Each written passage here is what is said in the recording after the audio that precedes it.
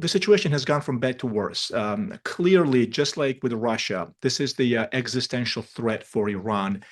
Therefore, I would say it is surviving and it has reached this, let's just call it victory, basically, because otherwise it would have vanished as a state. And they understood it, just like the Kremlin understands what's at stake. So they will reuse every option, perhaps even nuclear option, in case of Russia, to survive as a state. Karaganov, one of the most sort of hawkish professors in Moscow, in Russia, already openly calls for usage of technical nuclear weapons. But that aside for a second, just to go back to a technical point, Strait of Hormuz. Before this, Strait of Hormuz was free, correct? Oh, yeah, Yeah. absolutely Now, free. And there was some, of course, we had scenarios where Iran would control it. There's no more scenario, it's the reality. yes. Now the U.S. or the international trade actors, so to speak, have to pay to Yeah, use and the insurance rates are going to and reflect this insurance rates. Are very much. So it's not just the ivory tower talk here. The reality of the world will reflect in the economy, the insurance rates. They're going to reflect this going forward. with a small possible. So on a geopolitical, so on a wider regional aspect, Iran, it did not fall; it survived. What does this mean for Russia and China? What this means is that the weaker party in their And Turkey for conflicts, those. that would be Ukraine for Russia, that would be Taiwan, of course, there's others, but that would be Taiwan for China, now have a new set of options. A new set of options. Tomorrow on the Professor Pape, it turned out, Lash, I inadvertently created two Substacks. So Ah, now I have the escalation trap Substack, where this is for the detailed analysis of escalation in the Iran war. And then I actually inadvertently created the Professor Pape Substack, which I'm going to use for these more global issues.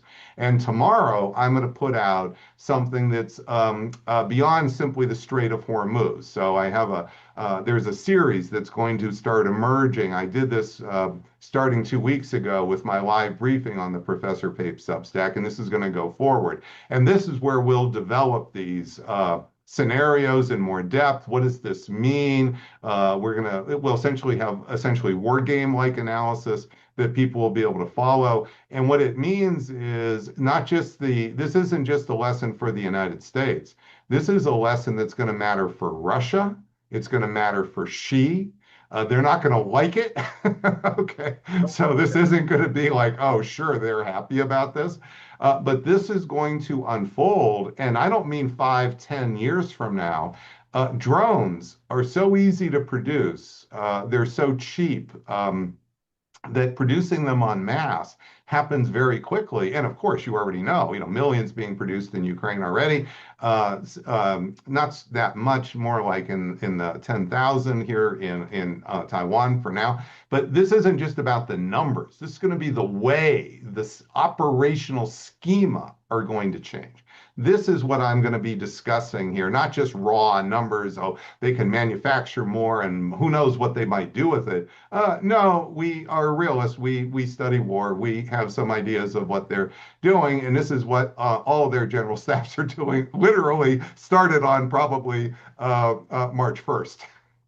Professor, just one last point, and I hope that there will be next time for me to invite you, and we'll have a much more extensive discussion on this. I would love to hear it. I'm sure my Yes, audience yes, too. we will do this again, Lasha. I appreciate it. Just one last point. The irony here is that even though Russia and China, we know this, supported Iran, I don't think they want to see very strong, sort of, as you point out, regional hegemonic Iran.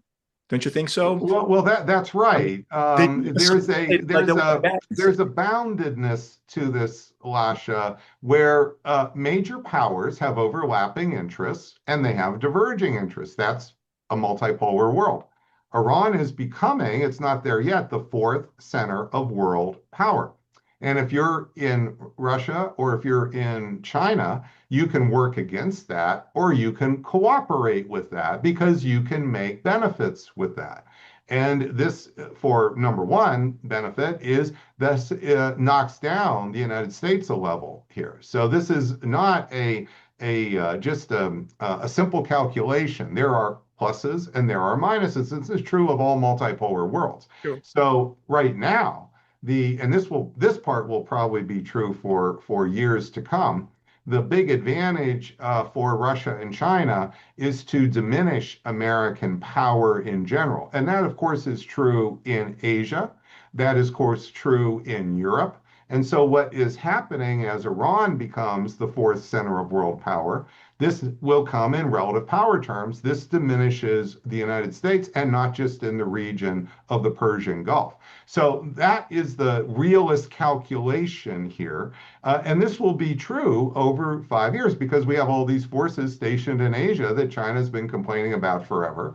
And we have all these forces stationed in Europe that Russia has been, and you've talked to the hawks in Russia, you know that they blame NATO, America is guaranteeing the security, all Yes. this stuff. Well, you start to diminish American power from Russia's perspective and China's perspective. This provides real security as realists understand, even as it produces other emerging problems. So this is just the nature of a multipolar world.